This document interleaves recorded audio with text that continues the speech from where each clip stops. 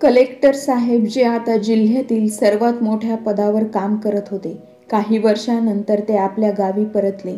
परंतु या वेळेला त्यांचे परत येणे काहीसे वेगळे होते. कारण आपले पद आणि प्रतिष्ठा बाजूला ठेवून एका मेंढपाळाच्या वेशात त्यांनी गावातील परिस्थिती जाणून घेण्याचा निर्णय घेतला होता. त्यांचे मन खूपच बेचैन होते. का माहीत नाही, त्यांना गावच्या आठवणी आता पुसट आणि गुंतागुंतीच्या वाटू लागल्या होत्या. गावात पाऊल ठेवताच वातावरण बदलल्याचे त्यांच्या लक्षात आले. लोक एकमेकांशी बोलत असताना भीतीच्या छायेखाली जगत होते. वाटते कोणीही त्यांना ओळखण्याचा प्रयत्न केला नाही. कारण आता त्यांचे कपडे फाटलेले होते आणि त्यांचे डोळे एका सामान्य मेंढपाळाची सामान्यता दर्शवत होते. मेंढपाळाच्या वेशात असलेले कलेक्टर साहेब गावाच्या वेशीजवळ पोहोचले तेव्हा तिथे पूर्ण पंचायत जमा झाली होती. तिथे जमलेल्या गर्दीत शिवीगाळ आणि किंचाळण्याचा आवाज येत होता. कलेक्टर साहेबांनी जवळ जाऊन पाहिले तर त्यांचे म्हातारे आणि अशक्त झालेले त्यांचे वडील आणि सदैव त्यांच्या स्वप्नांना आधार देणारी त्यांची आई जमिनीवर गुडघे टेकून बसल्याचे त्यांनी पाहिले. पंचायतीसमोर त्यांचा अपमान केला जात होता. गावात वर्चस्वासाठी प्रसिद्ध असलेला पंचायतीचा प्रमुख आपल्या उच्च खुर्चीवर बसला होता. त्याने गावात एक खोटी बातमी पसरवली होती की कलेक्टर साहेबांच्या कुटुंबियांनी फसवणूक करून गावातील काही भाग त्यांच्या नावावर करून घेतला आहे. म्हणून त्यांनी आपल्या समर्थकासह कलेक्टर साहेबांचे आई-बाबा दोघांचा छळ करण्याचा कट रचला होता. कलेक्टर साहेबांनी पाहिले की त्यांच्या वडिलांना जबरदस्ती जमिनीवर ढकलले गेले आणि पंचायतीच्या आदेशानुसार त्यांना खाली पडलेली थुंकी चाटायला भाग पाडले जात होते. त्यांच्या आईने विरोध केला असता तिला गप्प करण्यासाठी लाठ्याने मारहाण करण्यात आली होती. ती रडत होती, पण कोणीही मदतीसाठी पुढे आले नाही. गर्दीत उपस्थित प्रत्येकजण भीतीने आणि असहाय्यतेने ग्रासला होता. कलेक्टर साहेबांचे हात मुठीत घट्ट बांधले होते. डोळ्यात अश्रू आणि रागाचा पूर आला होता.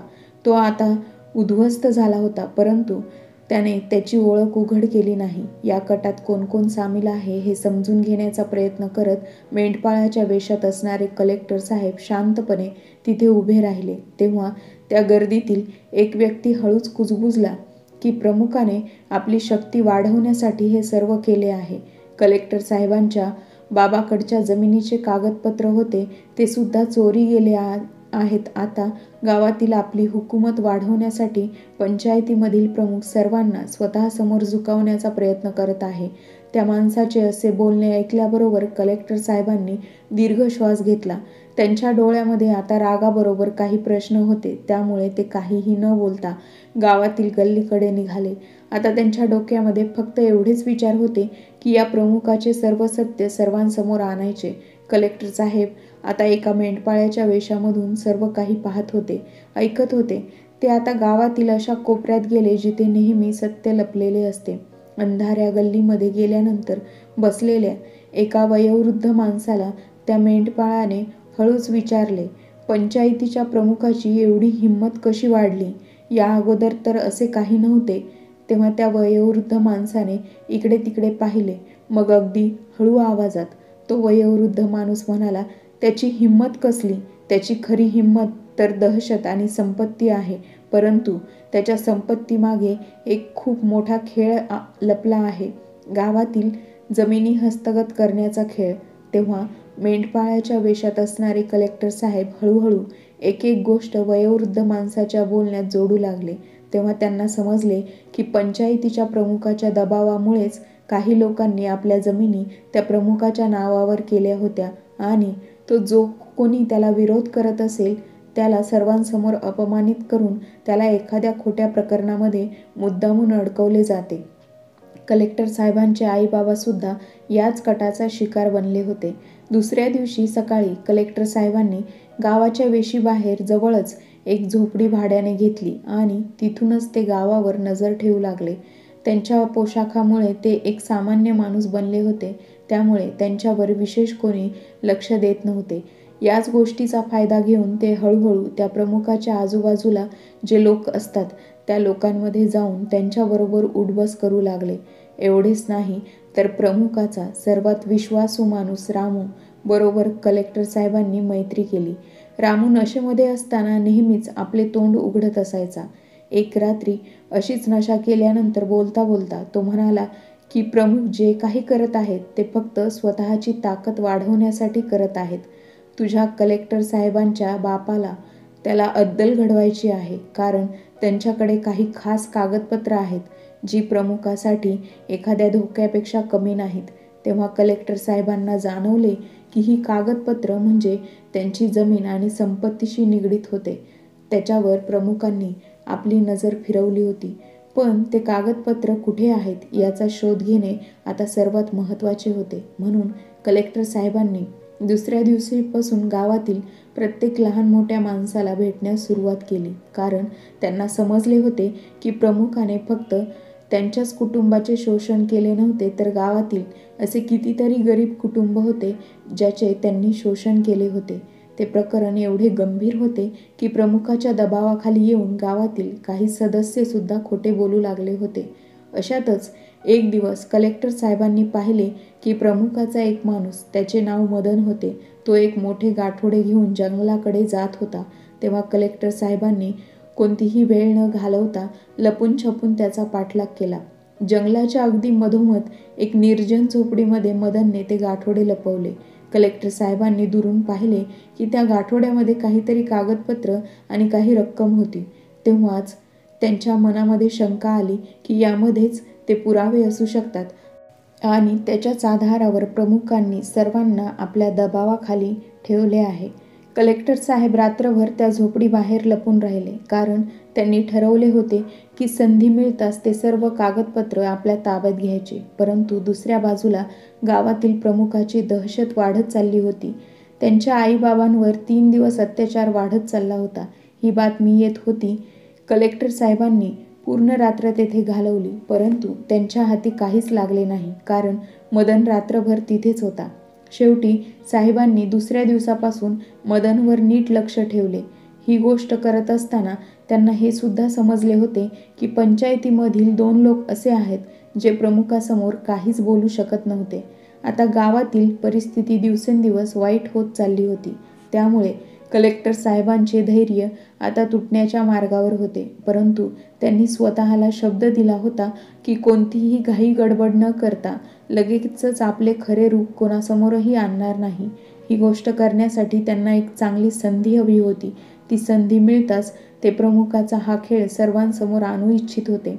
कलेक्टर साहेब आज रात्र होण्याची वाट पाहत होते, कारण रात्र झाल्यानंतर त्या निर्जन झोपडीमध्ये लपवलेल्या कागदपत्रांपर्यंत पोहोचण्याची योग्य वेळ होती. जेव्हा पूर्ण गाव झोपले होते तेव्हा कलेक्टर साहेब कोणताही आवाज न करता जंगलातील त्या निर्जन झोपडीपर्यंत पोहोचले. परंतु तेथे पोहोचल्यानंतर त्यांनी आतमध्ये डोकावून पाहिले तर आतमध्ये मदन आणि प्रमुखाचे 2 माणसे आतमध्ये नशा करत बसले होते आणि त्यांच्याकडे आज अजून एक गाठोडं होतं. तेव्हा कलेक्टर साहेबांना शंका आली की आज हे नवीन कागदपत्र घेऊन आले आहेत आणि ते नक्कीच कोणत्या तरी गरीब कुटुंबाकडून जबरदस्तीने हिसकावून आणले असतील. तेव्हा कलेक्टर साहेब झोपडीबाहेरच्या झाडामागे लपून मदन आणि त्या 2 माणसांचे बोलणे ऐकू लागले. तेव्हा मदन त्या माणसांना म्हणाला, प्रमुखांनी सांगितले आहे की ही सर्व कागदपत्रे उद्या सकाळी शहरात पाठवायची आहेत. कलेक्टर साहेबांच्या बापाचा खेळ आता संपणार आहे, असे मदन हसतच बोलत होता. तेव्हा समोरचा माणूस म्हणाला, पण हे सर्व कागदपत्र कुठे हरवली? तर मदन जोरातच म्हणाला, कुठेही हरवणार नाहीत. जोपर्यंत कलेक्टर साहेब स्वतः इथे येत नाहीत तोपर्यंत त्यांच्या कुटुंबाला चांगलीच अद्दल घडवत राहणार, असे मदन त्या माणसाला सांगू लागला आणि जोरजोरात हसू लागला.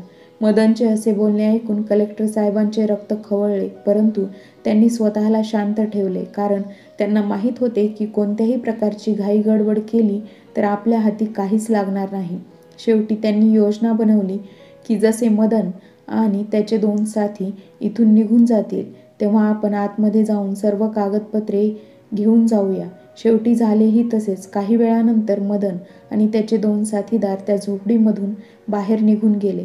तेव्हा कलेक्टर साहेबांनी त्यांचा पाठलाग केला नाही. जसे ते काही अंतर चालून गेले तेव्हा कलेक्टर साहेब लगेचच त्या झोपडीमध्ये शिरले आणि ते गाठोडे उघडून पाहिले तर त्यांची शंका खरी ठरली. त्यामध्ये त्यांच्या बाबांच्या जमिनीची कागदपत्रे होते आणि सोबतच कितीतरी लोकांच्या जमिनीची कागदपत्रे होते. याशिवाय त्यामध्ये एक छोटी डायरीसुद्धा होती, ज्यामध्ये प्रमुखांनी आपले प्रत्येक गैरकानूनी काम लिहून ठेवले होते. या सर्व गोष्टी पाहत असतानाच बाहेरून कोणीतरी येत असल्याची चाहूल कलेक्टर साहेबांना लागली. तेव्हा ते पटकन तिथून उठून झोपडीच्या एका कोपऱ्यामध्ये लपून राहिले. एक माणूस झोपडीच्या आतमध्ये येऊन इकडे तिकडे पाहू लागला. तेव्हा कलेक्टर साहेबांचा श्वास जणू काही थांबला होता, कारण त्यांना माहीत होते की जर का आपण पकडले गेलो तर सर्व सत्य लोकांसमोर आणण्याअगोदरच प्रमुख आपल्याला संपवून टाकेल. थोड्याच वेळात तो माणूस झोपडी बाहेर निघून गेला. तेव्हा कलेक्टर साहेबांनी सुटकेचा निश्वास टाकला. मग लगेचच ते गाठोडे घेऊन कलेक्टर साहेब आपल्या झोपडीकडे परत जाऊ लागले. पण आता प्रकरण खूपच गंभीर झाले होते, कारण कलेक्टर साहेबांना माहीत होते की प्रमुखाला आणि त्याच्या लोकांना आता या गोष्टीची जाणीव होईल की त्यांचे गुपित आता धोक्यात आहे. दुसऱ्या दिवशी सकाळी पंचायतीचे वातावरण अजूनच तणावपूर्ण झाले. प्रमुखाने आज अनाउन्समेंट केली होती की कलेक्टरचा बाप आणि त्याची आई आज पंचायतीसमोर झुकले नाहीत तर त्यांना गावातून कायमचे बाहेर काढण्यात येईल. गावातील लोकांना ही गोष्ट मान्य नव्हती, पण कोणीही विरोध करण्याची हिंमत दाखवत नव्हता.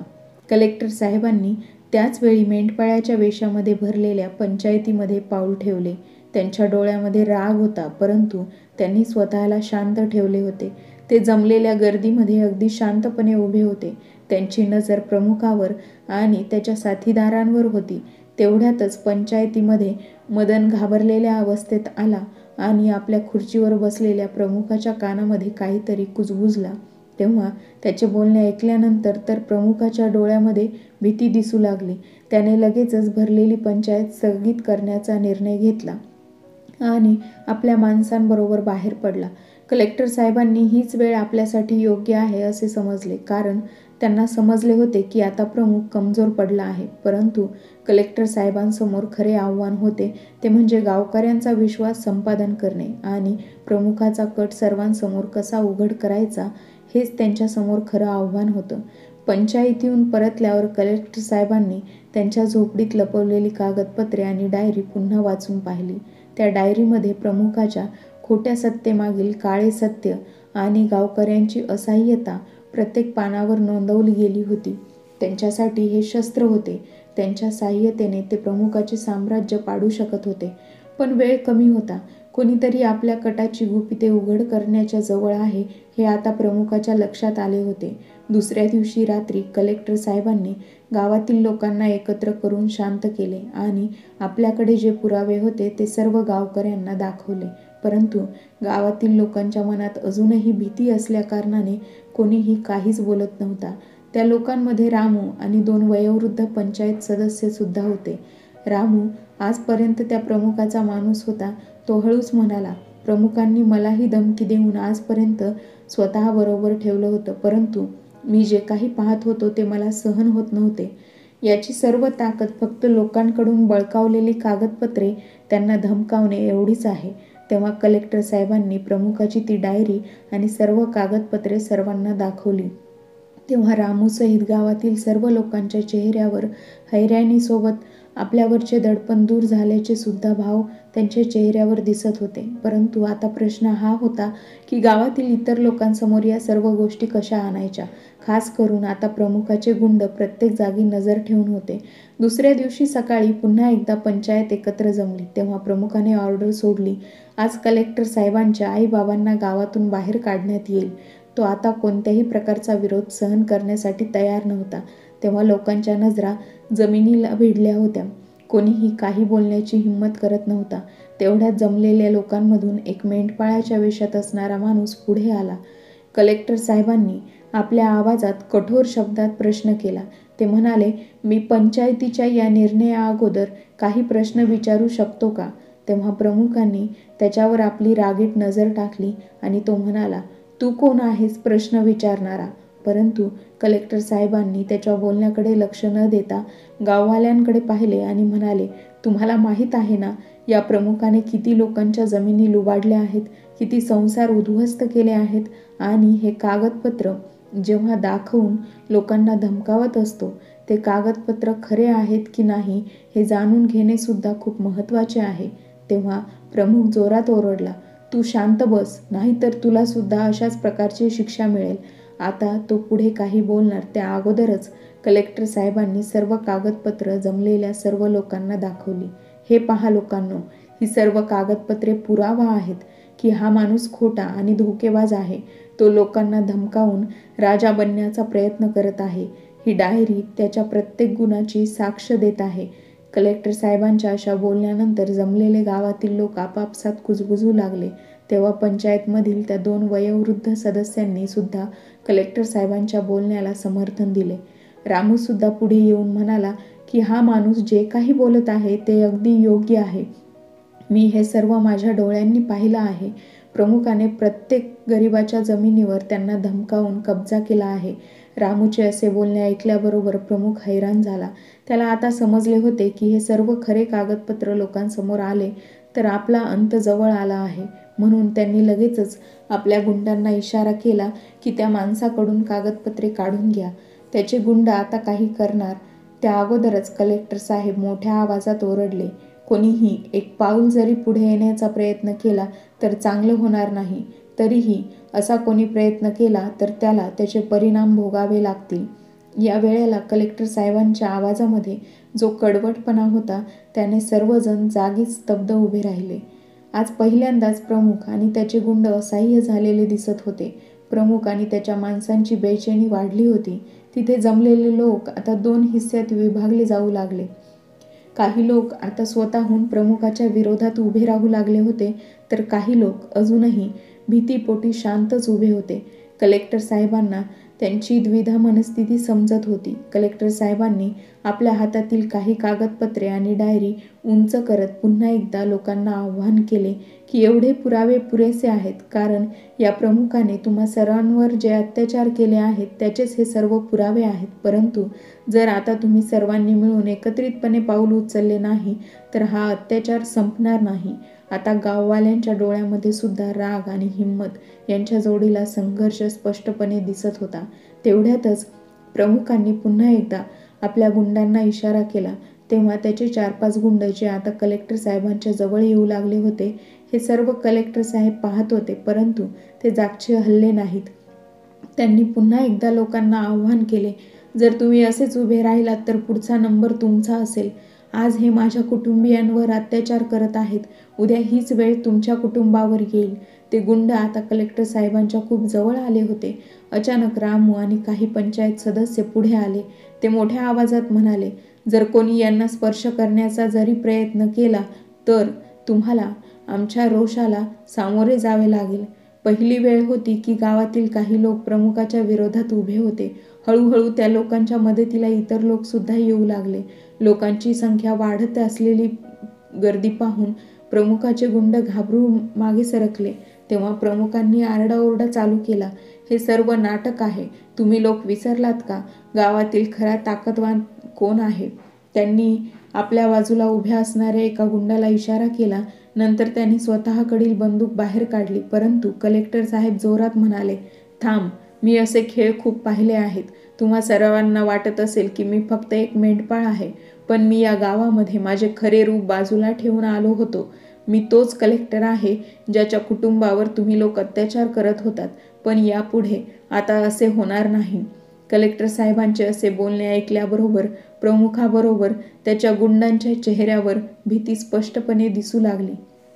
परंतु त्यांच्याकडे अजून सुद्धा काही मार्ग शिल्लक होते. गावातील प्रमुख आता मोठमोठ्याने हसू लागला आणि कलेक्टर साहेबांना म्हणाला, अरे तुझ्याकडे जे कागदपत्र आहेत ते सर्व खोटे आहेत. अरे गाववाल्यांनो, हा तुम्हाला भडकवण्याचा प्रयत्न करत आहे, कारण याला त्याच्या पदाचा वापर करून गावात फूट पाडायची आहे. त्याच्या अशा बोलण्याने गावातील लोकांमध्ये पुन्हा कुजबूज सुरू झाली. तेव्हा कलेक्टर साहेबांनी आपल्या खिशामधून अजून एक कागदपत्र काढले आणि म्हणाले की हे सरकारकडून मंजूर झालेले प्रमाणपत्र आहे. यावरून सिद्ध होते की माझ्या बाबांच्या नावावर जी जमीन होती ती आमचीच होती, परंतु याने धमकावून त्यांच्या हाताचा अंगठा घेऊन सर्व कागदपत्रे स्वतःच्या नावावर करून घेतली आहेत.